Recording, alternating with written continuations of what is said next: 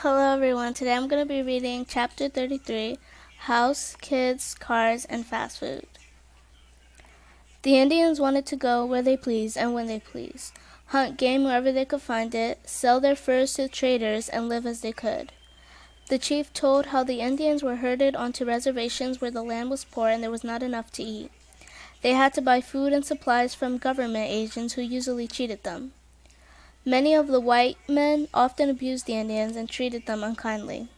Perhaps they had excuse, but the Indians did not think so.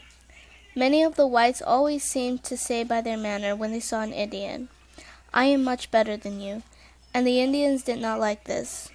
The Dakota did not believe there were better men in the world than they.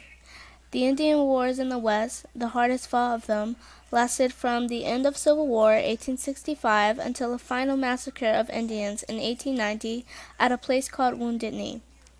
Could the land have been shared? It wouldn't have been easy. Where do you live? Who lived on your land 300 years ago? Would you share your home?